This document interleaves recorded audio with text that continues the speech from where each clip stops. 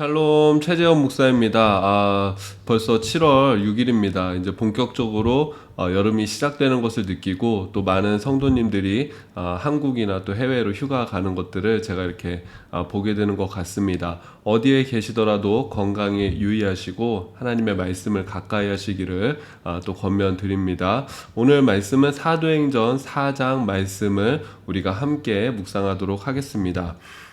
사도들이 백성에게 말할 때에 제자들과 성전 맡은 자와 사두개인들이 이르러 예수 안에 죽은 자의 부활이 있다고 백성을 가르치고 전함을 싫어하여 그들을 잡음에 날이 이미 저물었으므로 이튿날까지 가두었으나 말씀을 들은 사람 중에 믿는 자가 많으니 남자의 수가 약 5천이나 되었더라.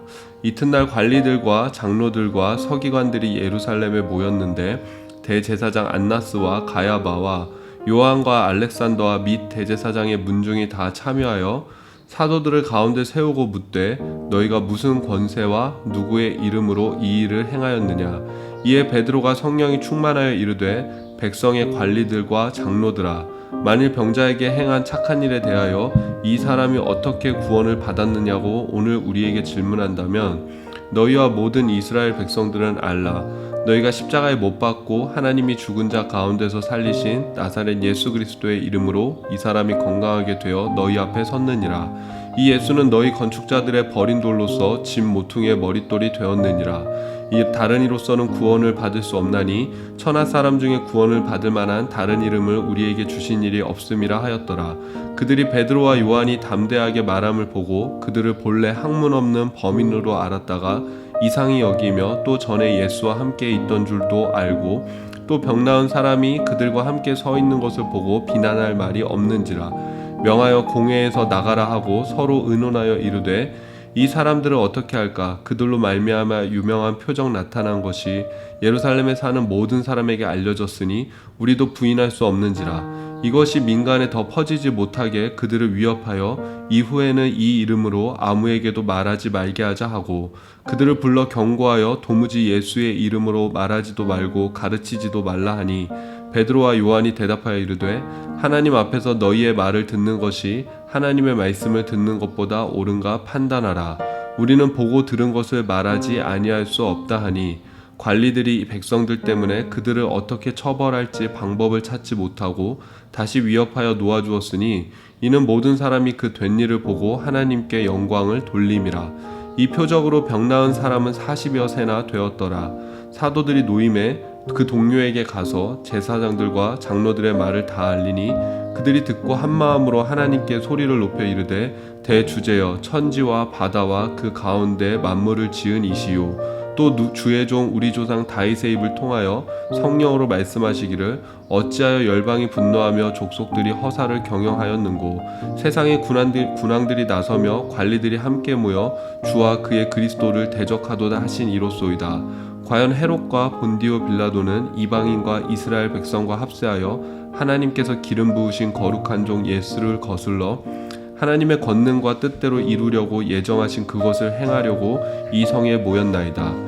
주여 이제도 그들의 위협함을 굽어 보시옵고 또 종들로 하여금 담대히 하나님의 말씀을 전하게 하여 주시오며 손을 내밀어 병을 낫게 하시옵고 표적과 기사가 거룩한 종 예수의 이름으로 이루어지게 하옵소서 하더라.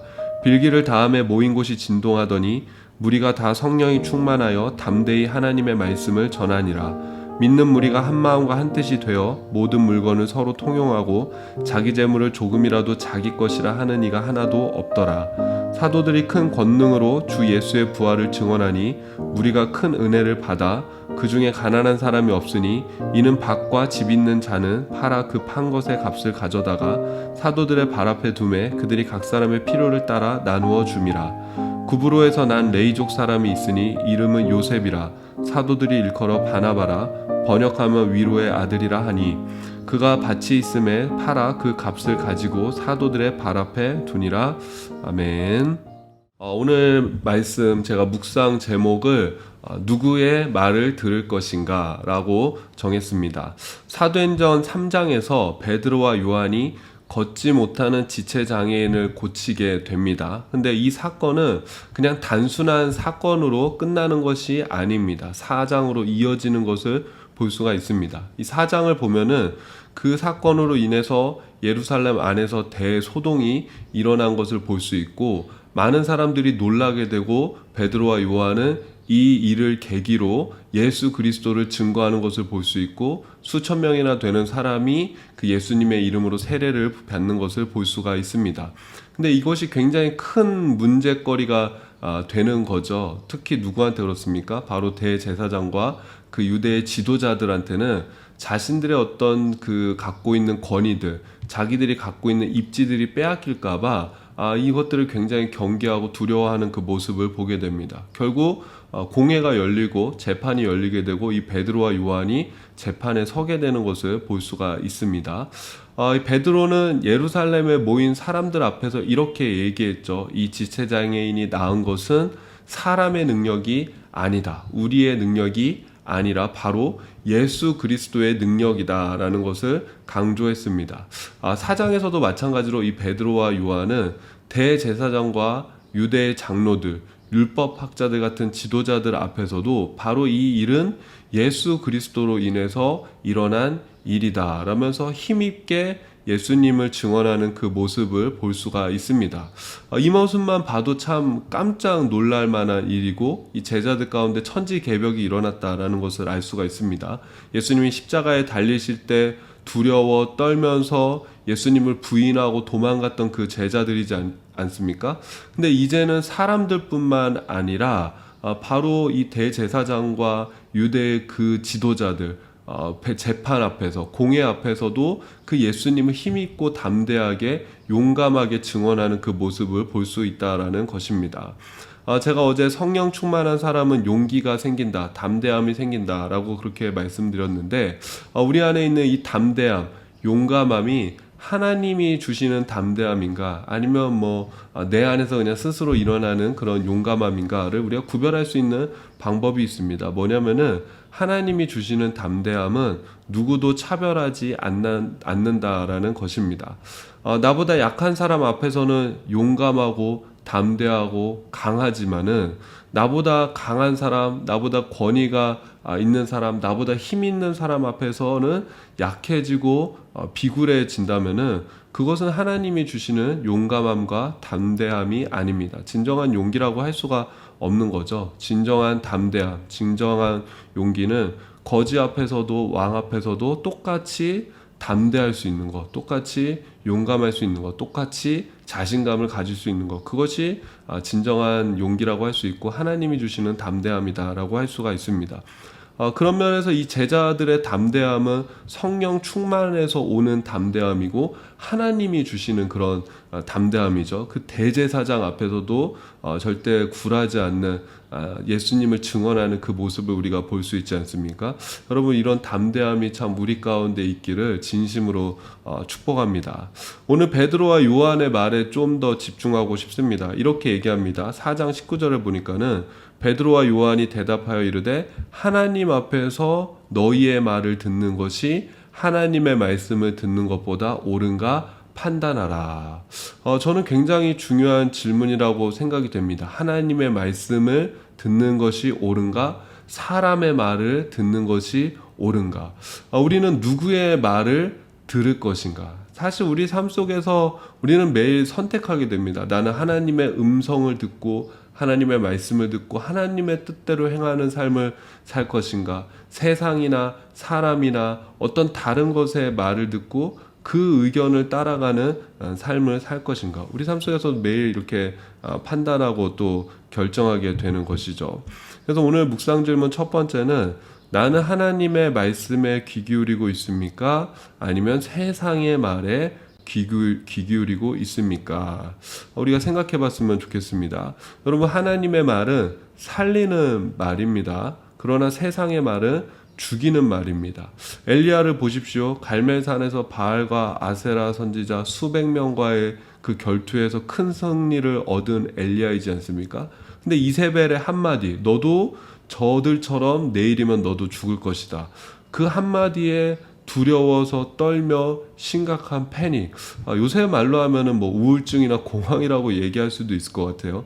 그런 심각한 영적 침체에 빠지는 그 엘리야를 볼 수가 있습니다. 다른 것 때문이 아니죠. 이세벨의 한마디에 그런 사망의 음침한 골짜기로 스스로 들어가는 엘리야를 볼 수가 있죠. 그러나 엘리야를 살리는 말은 무엇이었습니까? 하나님이 엘리야를 부르시는 세미한 음성을 듣고 다시 기운을 차리는 그 엘리야의 모습을 볼 수가 있습니다. 그래서 하나님의 말씀, 하나님의 음성은 여러분 살리는 음성입니다. 우리는 이 하나님의 음성을 들어야 되고 우리한테 필요한 것은 듣는 지혜죠. 하나님의 음성, 하나님의 말씀을 들을 수 있는 그 지혜, 하나님의 말씀과 하나님의 음성과 세상의 소리를 구별할 수 있는 그 지혜가 우리에게 필요합니다. 두 번째 묵상 질문은 이것입니다. 나는 보고 듣고 경험한 것을 증거하는 증인의 삶을 살고 있습니까? 20절 보니까는 그 베드로와 요한이 이렇게 얘기합니다. 우리는 보고 들은 것을 말하지 아니할 수 없다 하니, 내가 보고 내가 들은 것, 내가 경험한 것을 나는 말하지 않을 수 없다. 난 말할 수밖에 없다. 증거할 수밖에 없다라는 것이죠. 제가 흔히 그런 말 많이 합니다. 맛집만큼의 믿음만 있어도 전도하게 된다.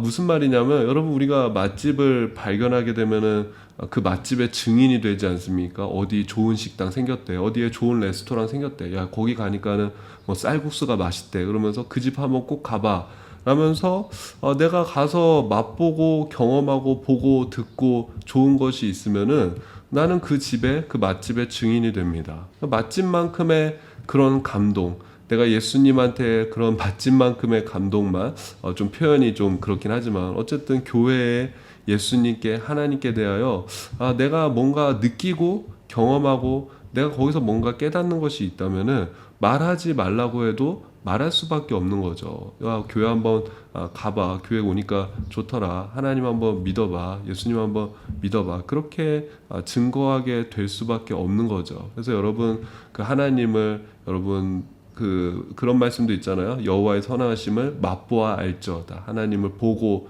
듣고 경험하시고 맛보시고 또 증거하실 수 있는 그런 우리의 삶이 되기를 주님의 이름으로 축복합니다. 오늘 기도는 제자들의 기도를 좀 인용해서 기도하도록 하겠습니다. 주님, 제자들이 담대하게 하나님의 말씀을 증거하게 해달라고 기도했습니다. 손을 뻗어서 기도할 때 병이 낫게 해주시고 또 예수 그리스도 이름의 그 능력과 기적과 표적이 나타나게 해달라고 기도했을 때 그곳이 진동하며 하나님께서 응답하셨습니다. 하나님, 그런 것처럼 우리도 주님의 말씀을, 복음을 담대하게 증거할 수 있게 하여 주시옵고 우리 교회를 통해서 또 우리를 통해서 예수 그리스도 그 이름의 능력이, 기적이, 표적이 나타나게 하여 주시옵소서. 예수님의 이름으로 기도드립니다. 아멘.